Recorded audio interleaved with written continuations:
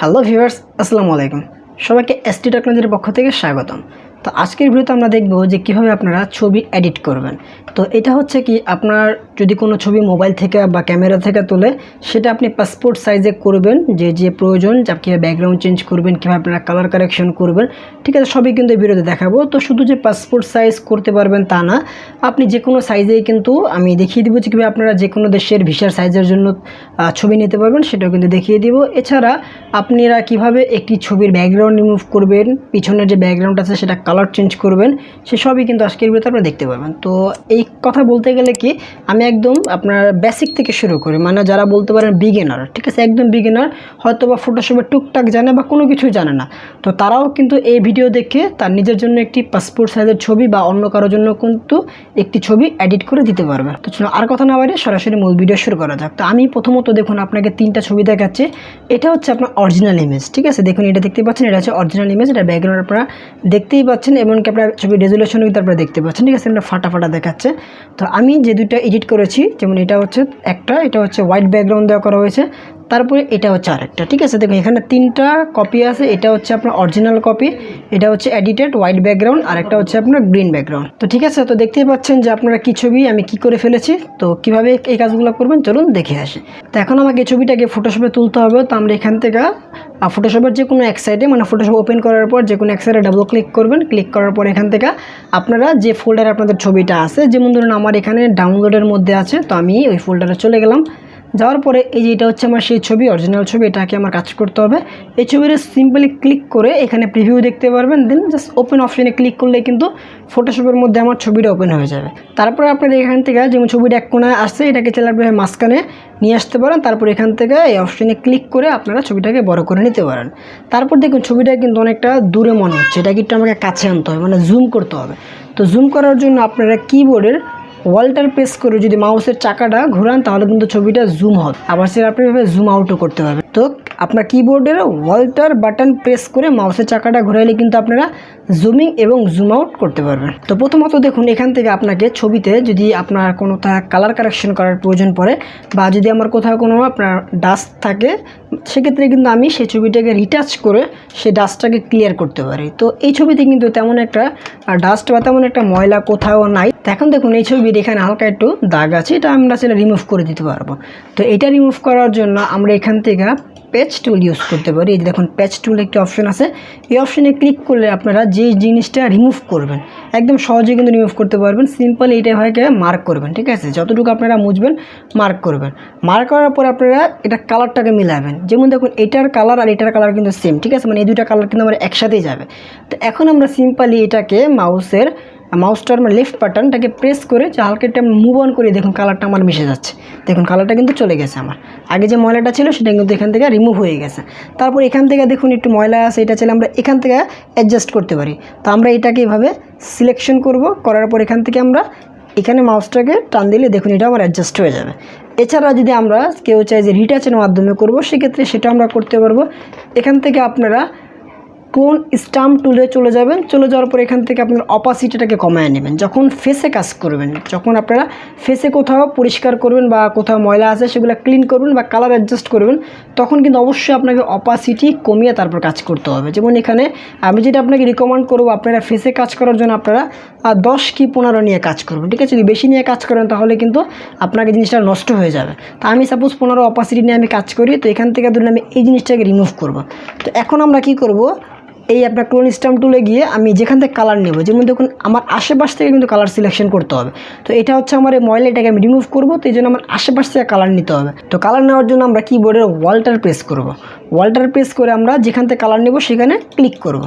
Click করার পর এখন আমরা এই ময়লা জায়গাটা সেভাবে নর্মালি ঘষা দিলে বা ক্লিক করলে দেখুন এটা কিন্তু আমার রিমুভ হয়ে যাবে। তাও দেখুন এটা কিন্তু অনেকটা আপনার বোঝা যাচ্ছে যে এখানে কিছু রিমুভ করা হয়েছে।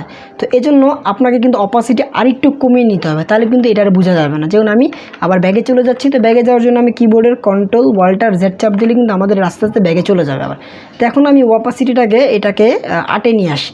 8-এ নিয়ে এসে এখন আমি এটাকে আশেপাশ থেকে কালার নিয়ে দেন ডলার ডিল করলে দেখুন এটা কিন্তু মুছে যাবে। তো অবশ্যই কিন্তু একটু পরপর কালার নিয়ে দেন কিন্তু এইভাবে যদি আপনি আস্তে জিনিসটাকে করেন তাহলে কিন্তু দেখুন পুরোটা কিন্তু মিশে যাবে। এখন কিন্তু দেখুন বোঝা যাচ্ছে না যে এখান থেকে কোনো কিছু ছিল, খুবই সুন্দরভাবে কিন্তু মিশে গেছে। এভাবে যদি যেখানে আপনার কালার প্রবলেম আছে, যেমন এখানে একটু আপনার অন্ধকার দেখা যাচ্ছে, মানে একটু ছায়া ছায়া দেখা যাচ্ছে, তো এখান থেকে আপনার কালার নিয়ে ভাবে আপনারা রিটাচ করতে পারেন, ঠিক, এটাকে রিটাচ বলে। আপনার কালার কারেকশন করতে পারবেন, মানে কালার কারেকশন কি, যেখানে ময়লা আছে বা যেখানে পরিষ্কার করার দরকার এখান থেকে আমরা ঠিকভাবে পরিষ্কার করতে পারবেন। তারপর দেখুন এখান থেকে আপনার যে আপনার ইয়াটা আছে, চোখের উপরে যে আপনার ভুরুটা আছে, এটা যদি আপনি ব্ল্যাক করতে চান বা যদি চোখে একটুখানি আপনার ব্রাইটটা ব্ল্যাক করতে চান, অথবা যদি আপনি পুরো বডিতে যদি ব্ল্যাক শেপটাকে বাড়াইতে চান, সেক্ষেত্রে আপনি দুইটা মাধ্যমে করতে পারবেন। একটি হচ্ছে প্রথমত আমি চোখেরটা দেখাই। তো চোখেরটা দেখানোর জন্য আপনাকে কি করতে হবে, এখান থেকে ব্রাউন টুল একটি অপশন আছে, যেখান থেকে ব্রাউন টুল অপশনে যাবেন। এখান থেকে আপনারা এখান থেকে জাস্ট সিম্পলি যেখান থেকে ব্ল্যাক করতে চান সেই জায়গায় নিয়ে একটু ঘষা দিলে কিন্তু এটা ব্ল্যাক হয়ে যাবে। আপনি কিন্তু দেখতেই পাচ্ছেন চোখটা ব্ল্যাক করতে চাইলে সেমভাবে আপনার এখানে চোখটা ব্ল্যাক করতে পারবেন। যদি হেয়ারটাকে ব্ল্যাক করতে চান সেমভাবে আপনারা এখান থেকে হেয়ারটা কিন্তু ব্ল্যাক করতে পারেন, ঠিক আছে, সেভাবে আপনারা ব্ল্যাক করতে পারেন। এছাড়া আপনারা কী করবে, এখান থেকে আপনারা ব্ল্যাক করতে পারেন, আপনার সিলেক্টিভ কালার অপশনে যাবেন। এখানে যাওয়ার পরে দেখুন এখানে আপনার যে ব্ল্যাক, যে একদম লাস্টে যে ব্ল্যাক অপশন আছে, ব্ল্যাক অপশনে ক্লিক করবেন। ক্লিক করার পরে যেখান থেকে আপনার যে ব্ল্যাক যে আপনার লাইনটা দেখতে পাচ্ছেন না, সেটা এখান থেকে দেখুন বাড়াই দিলে কিন্তু ইমেজটাকে ব্ল্যাক হয়ে যাবে, দেখতে পাচ্ছেন। এভাবে কিন্তু আপনারা যে কোনো কালার নিতে পারবেন। যেমন এখানে আপনি কোথাও রেডের প্রয়োজন পড়ে, রেড বানানো বা কমানো, সেক্ষেত্রে রেড অপশনে ক্লিক করে এখান থেকে আপনার এই যে ম্যাজেন্টা অপশনে ক্লিক করে দেখুন এখান থেকে লালচা ভাবটাকে বাড়াইতে পারবেন, কমাইতে পারবেন। ঠিকভাবে কিন্তু আপনারা যে কোনো কালার কমানো বাড়ানো করতে পারবেন। এছাড়া আপনারা ইমেজের মধ্যে গিয়ে আপনার এই যে অ্যাডজাস্টমেন্টে গেলে কিন্তু কালার অ্যাডজাস্টেড অনেক অপশন পাবেন, ঠিক আছে। যেমন সিলেক্টিভ কালার, কিছুক্ষণ আগে যে আমি গেলাম সিলেক্টিভ কালার, তারপর brightness, contrast, colour balance, curve, ঠিক আছে, এগুলো সবই কিন্তু আপনার কালার কারেকশনের কাজ। তো এখান থেকে আপনারা যেটা প্রয়োজন ইমেজ অনুযায়ী আপনারা কাজ করতে পারবেন। যেমন আমি সিম্পলি দেখাচ্ছি যে যদি আমি এটার ব্রাইটনেস বাড়াতে চাই, সেক্ষেত্রে আমি অ্যাডজাস্টমেন্টে গিয়ে ব্রাইটনেস অবলিক কন্ট্রাস্ট অপশনে ক্লিক করলে আমাকে দুইটা অপশন আসবে। এখান থেকে আমরা যে ব্রাইটনেস, এখান থেকে আমরা যদি ব্রাইটনেসটাকে বাড়াই দেখুন ইমেজটাকে সাদা হচ্ছে, ঠিক আছে, আবার কমালে ইমেজটাকে আস্তে আস্তে ব্রাইটনেস কমতেছে। ঠিক এভাবে আমরা চাইলে কন্টেস্টটাকে কমাইতে বাড়াতে পারি, ঠিক আছে, প্রয়োজন মোতাবেক কিন্তু আপনি এই কাজগুলো করবেন। তারপর এখান থেকে আমরা যদি কার্ভের মাধ্যমে করতে চাই, এখানে অ্যাডজাস্টমেন্টে চলে যাবো, যে কার্ভেস অপশন আছে, কার্ভেস অপশনে চলে গিয়ে এখান থেকে আমরা চাইলে আমাদের কালার কারেকশন করতে পারবো, ব্রাইটনেস কমানো বাড়ানো, ঠিক আছে, এগুলো করতে পারবো আমরা। তো ঠিক এভাবে আপনি ইমেজের কালার কারেকশনটি করে নেবেন। তো এখন আসি, যখন আমাদের পুরো ইমেজটার কালার কাজের হয়ে যাবে, ঠিক আছে, মানে ইমেজটা আমার এখন রেডি হয়ে গেছে, এখন আমার কী করতে হবে, যে পিছনের যে ব্যাকগ্রাউন্ডটা আছে সেই ব্যাকগ্রাউন্ডটাকে আমার রিমুভ করতে হবে। তো ব্যাকগ্রাউন্ড কিন্তু আপনি কয়েকটি মাধ্যমে রিমুভ করতে পারবেন, যেই মাধ্যমে আপনার জন্য ইজি হবে সেই মাধ্যমে আপনি রিমুভ করবেন। তো আমি আপনাকে 2 থেকে 3টি মাধ্যম আমি আপনাদেরকে বলে দিব, এই 2-3টি মাধ্যম থেকে যেটি আপনার জন্য ইজি হয় সেই মাধ্যমে আপনি করবেন। তো প্রথম যে মাধ্যমটি বলবো সেটি হচ্ছে আপনার ম্যাজিক টুলের মাধ্যমে। এখান থেকে আপনার ম্যাজিক টুলে গিয়ে যে ম্যাজিক ওয়ান টুল অপশনে ক্লিক করে দেখুন, এখানে ক্লিক করলে কিন্তু দেখুন এটা আপনারা অটো সিলেকশন হয়ে যাবে। তো একটি কথা মনে রাখবেন, এই যে অটো সিলেকশন কিন্তু সব ক্ষেত্রে হবে না। যেমন দেখুন এখান থেকে আমার ইমেজের কিন্তু কালার সেম নেই, তো ম্যাজিক টুল তখনই কাজ করবে ঠিক মতন যখন পিছনের কালারটা এক কালার থাকবে বা এটাকে যে ইজিলি ধরতে পারে ওরকম কালার থাকলে কিন্তু ম্যাজিক টুল সহজেই ধরতে পারবে। যেমন দেখেন এখান থেকে কিন্তু এটা নর্মালি ধরতে পারতেছে না, বাট আমি যদি আস্তে আস্তে শিপ চাপ দিয়ে যদি আমি আস্তে আস্তে প্লাস করতে চাই, যেমন দেখেন আমি যখন একবার ম্যাজিক টুল নিব, একবার দেখুন সিলেকশন হয়ে গেছে, এখন যখন অন্য জায়গায় আমি ক্লিক করবো এই সিলেকশনটা ছেড়ে দেবে, কারণ আমি চাচ্ছি কি যে পুরোটাকে সিলেকশন করবো। তো এই জন্য কিন্তু আমাকে শিফট চাপ দিলে দেখুন এখান থেকে ম্যাজিক টুলের পাশে প্লাস একটি অ্যাড মানে অপশন আইকন অ্যাড হয়ে গেছে। তো এখন আমরা যে ক্লিক করলে দেখুন এখানে অ্যাড হতে থাকবে, দেখতে পাচ্ছেন। এভাবে আমরা আমাদের প্রয়োজন মোতাবেক আমরা পিছনের যে ব্যাকগ্রাউন্ড আছে ব্যাকগ্রাউন্ডটাকে আমরা সিলেকশন করে নিতে পারবো। তো এটা হচ্ছে আপনার একটি মাধ্যম। তারপরে হচ্ছে আরও একটি মাধ্যম হচ্ছে, সেটা হচ্ছে আপনারা পেইন্ট টুলের মাধ্যমে খুবই ইজিলিভাবে করতে পারেন। কিন্তু আপনারা যদি বিগিনার হয়ে থাকেন সেক্ষেত্রে কিন্তু পেইন্ট টুলের ব্যবহারটা আপনারা সঠিকভাবে করতে পারবেন না। এটা হচ্ছে আপনার পেইন্ট টুল। তো ইমেজের ব্যাকগ্রাউন্ড চেঞ্জ করার জন্য সবথেকে নিখুঁতভাবে করার জন্য কিন্তু পেইন্ট টুলের ব্যবহারের কোনো বিকল্প নেই। কেননা পেইন্ট টুলের মাধ্যমে আপনি যতটা নিখুঁতভাবে ব্যাকগ্রাউন্ড চেঞ্জ করতে পারবেন, অন্য কোনো টুলের মাধ্যমে কিন্তু এতটা নিখুঁতভাবে ব্যাকগ্রাউন্ড চেঞ্জ করতে পারবেন না। যেমন আমি প্র্যাকটিক্যালি দেখাচ্ছি, আমি যেমন মাথাটার ব্যাকগ্রাউন্ড চেঞ্জ করব, আমি দেখুন সিম্পলি এখান থেকে সিলেকশন করে দেখুন আমি যেভাবে চাচ্ছি সেভাবেই কিন্তু আমি এটাকে মার্ক করতে পারবো। দেখতেই পাচ্ছেন আমি উঁচা নিচা আমি যেখানে যতটুকু প্রয়োজন আমি ঠিক ওই শেপের মধ্যে কিন্তু আমি এটাকে সিলেকশন করতে পারতেছি, ঠিক আছে। যেমন দেখুন আমি এতটুকু চেঞ্জ করব, আমি এতটুকু সিলেকশন করে ফেললাম, দেখুন যতটুকু আমি চাচ্ছি ঠিক ততটুকু কিন্তু সিলেকশন হয়ে গেছে। দেখতেই পাচ্ছেন যে ব্যাকগ্রাউন্ড আমার পিছনের কিন্তু চেঞ্জ হয়ে গেছে। তো এটা হচ্ছে একটা টুল। আরও কিছু টুলস আছে, সেগুলো হচ্ছে যেমন আপনার এখান থেকে আপনার পলিগন ল্যাসো টুল আছে, তো এই পলিগন ল্যাসো টুল দিয়ে আপনারা চেঞ্জ করতে পারেন। তো আপনারা যারা বিগিনার তাদের জন্য আমি সাজেস্ট করব পলিগন ল্যাসো টুলটাকে ইউজ করার জন্য। এটাতে কিন্তু আপনি সহজে করতে পারবেন। যেমন দেখুন পলিগন ল্যাসো টুল অপশনে ক্লিক করবেন। এখন আপনি যদি ওয়াল্টার চাপ দিয়ে মাউসের চাকা ঘুরান তাহলে কিন্তু জুম হবে ঠিকই, কিন্তু যখন আপনি একবার ল্যাসো টুলের ব্যবহার করে ফেলবেন তখন কিন্তু এটা আর কাজ করবে না। যেমন দেখুন আমি একবার ল্যাসো টুল দিয়ে একটা পাত বের করে ফেলছি। এখন দেখুন আমি যতই চেষ্টা করি আমি আর জুম করতে পারবো না। তখন আমাকে জুম করার জন্য কিবোর্ডের ওয়াল্টার চাপ দিয়ে কিবোর্ডের যে প্লাস মাইনাস অপশন আছে সেই প্লাস মাইনাস অপশনে ক্লিক করে আপনারা করতে পারবেন। যেমন দেখুন আমি দেখাচ্ছি, প্লাস অপশনে ক্লিক করলে জুম হবে, আবার কিবোর্ডের ওয়াল্টার চাপ দিয়ে মাইনাস অপশনে ক্লিক করলে জুম আউট হবে। ঠিক আছে, আপনারা জুমিং এবং জুম আউট করতে পারবেন। তো দেখুন ল্যাসো টুল দিয়ে আপনারা এভাবে আস্তে আস্তে এটাকে সিলেকশন করে করে করতে পারবেন, কিন্তু এটা কিন্তু ততটা নিখুঁত একটা হয় না যতটা নিখুঁত আপনি আপনার পেন টুল দিয়ে করতে পারবেন। এটা কিন্তু ততটা একটা নিখুঁতভাবে এটা করতে পারবেন না।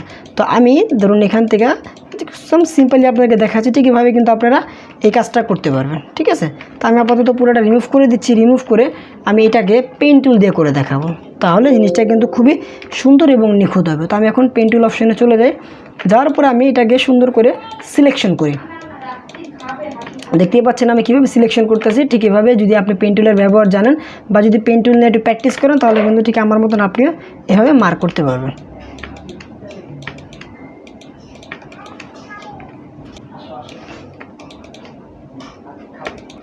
ওকে, দেখুন আমি যেহেতু ব্যাকগ্রাউন্ডটা রিমুভ করবো এই জন্য আমি কী করবো, এখান থেকে যখন এই সাইডে আমি চলে আসবো তখন আমি আউটসাইডটাকে আবার সিলেকশন করব। আপনারা চাইলে আবার ইনভার্স দেওয়া করতে পারেন, যে শুধু ইমেজটাকে সিলেকশন করে কিন্তু আপনি ইনভার্স করতে পারেন। তো আপাতত ইনভার্সটা আমি দেখাচ্ছি না, একদম ইজি প্রসেসটা আমি আপনাদেরকে দেখাচ্ছি। তো আমি এটাও মানে যতটুকু আমার বাকি আছে ততটুকু আমি সিলেকশন করে ফেলি। ওকে, তো আমার কিন্তু এটা সিলেকশন করা হয়ে গেছে।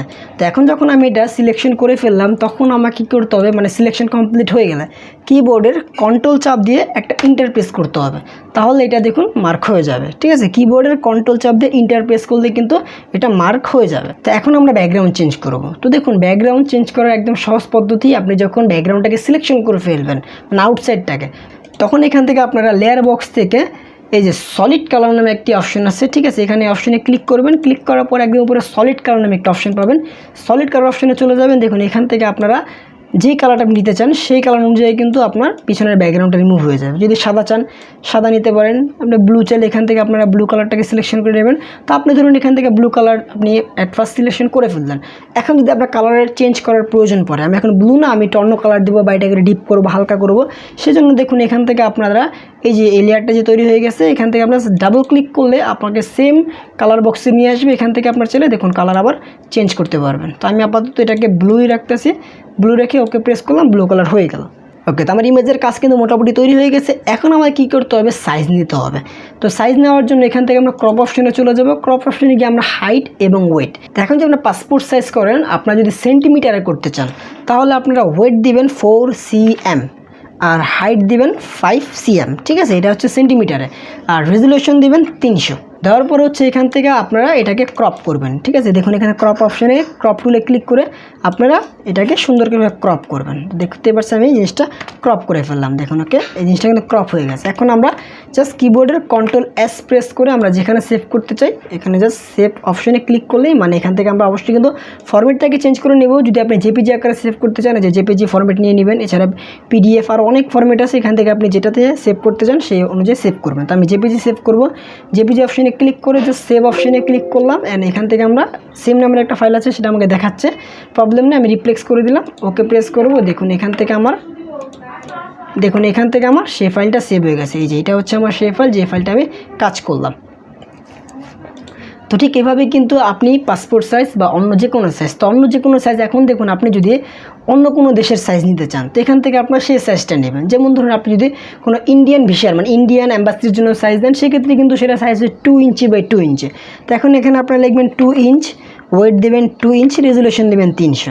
দেওয়ার পরে এখান থেকে আমরা এই সাইজ নিলে দেখুন এটা হচ্ছে ইন্ডিয়ান ভিসা সাইজ। ঠিক আছে, কিন্তু অবশ্যই মনে রাখবেন যদি কোনো দেশের ভিসা সাইজ হয় সেক্ষেত্রে কিন্তু সেই সমস্ত দেশের ম্যাক্সিমামই মানে আপনার বেশিরভাগই বাইরের দেশের যে ব্যাকগ্রাউন্ডটা থাকে সেটা হচ্ছে হোয়াইট ব্যাকগ্রাউন্ড থাকে। ঠিক আছে, জিনিসটা মাথায় রাখবেন। আর স্ট্যান্ডার্ড হচ্ছে বর্তমান সময় হোয়াইট ব্যাকগ্রাউন্ড। তো যখন কোনো ছবি করবেন সেটা হচ্ছে হোয়াইট ব্যাকগ্রাউন্ড দেওয়ার চেষ্টা করবেন। হোয়াইট ব্যাকগ্রাউন্ড হচ্ছে স্ট্যান্ডার্ড এবং এটা কিন্তু সব জায়গায় বর্তমানে চলতেছে। আর যদি আপনার ড্রেস থাকে সাদা সেক্ষেত্রে অবশ্যই নীল দেওয়াটা বেটার হবে, কিন্তু সব জায়গায় কিন্তু নীল চলবে। তো আপনার যেখানে যেরকম প্রয়োজন সেই অনুযায়ী আপনারা পিছনের ব্যাকগ্রাউন্ডটাকে নিয়ে নিতে পারবেন। তো ঠিক এই প্রসেসের মাধ্যমে কিন্তু আপনি যে কোনো ছবিকে ফটোশপের মাধ্যমে পাসপোর্ট সাইজ বা অন্য কোনো যে কোনো সাইজে কিন্তু এডিট করে নিতে পারবেন। তো আশা করি আপনারা বিষয়টি ক্লিয়ারলি বুঝতে পেরেছেন যে কীভাবে আপনারা এই কাজগুলো করবেন। তো আজকের ভিডিও পর্যন্ত, যদি ভিডিও ভালো লাগে থাকে অবশ্যই লাইক করে দেবেন, আর চ্যানেল নতুন থাকলে চ্যানেলটিকে সাবস্ক্রাইব করে রাখবেন। তো আজকের ভিডিও পর্যন্ত, দেখা হবে পরবর্তী ভিডিওতে, এবং ভালো থাকবেন। আল্লাহ হাফেজ।